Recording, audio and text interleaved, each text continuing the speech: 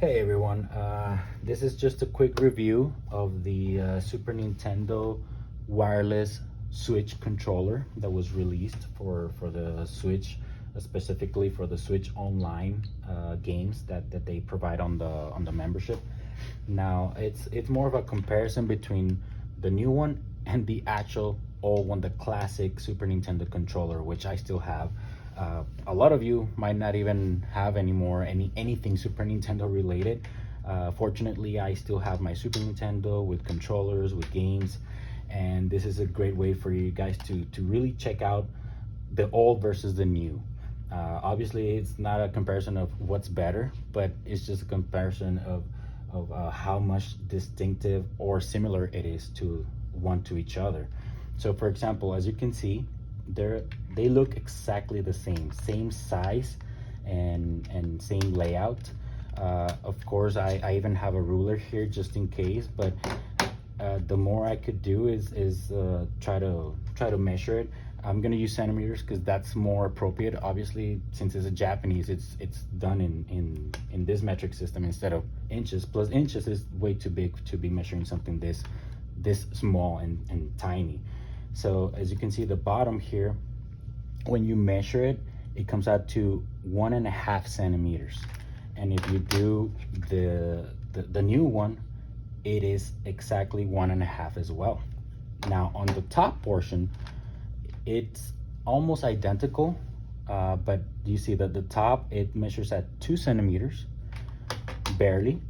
And this one, the new one, you can see that, well, actually you can't really see on the video, but if you do it yourself, it's barely a little bit over 2 centimeters, so almost 2.1 centimeters, almost. I'm guessing that is obviously because the new one should have more components, right? Because there's more technology into it, the charging port, the battery, since it's wireless. So it had to be just as a little bit bigger, but to be honest, it's amazing how identical it is to the old one, since the measurements pretty much are the same. The actual feel of the controller, most of you might think, if you have it already, this is a very light controller, but Nintendo stayed true to the actual original. I have it here and I can tell you that it doesn't feel any different from the old one. Honestly, it's almost the same exact weight. I don't have a balance here to weigh it, but I'm pretty sure it should be, you know, just a little bit heavier because of, again, because of the components, the battery, all of that. But it truly feels exactly the same. This one, of course, you try not to weigh it with the cable that it's obviously attached to it. But even without it, if I try to put it on the table, I can pretty much feel the same weight from both of them. So that's pretty cool, especially because, you know, this controller, it's mostly going to be used for playing those old school games, and to have the same old school feel to it, I think that's a great addition. And even though most of us like the heavier controllers nowadays, obviously it's better to have a heavier controller like this one, the Switch Pro controller. It's pretty awesome.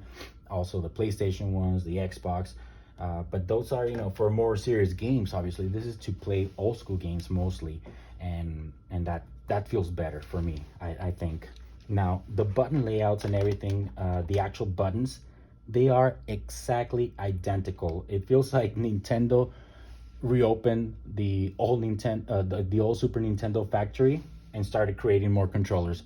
It's truly the same exact size and feel of the buttons. If you press them down, it feels the same.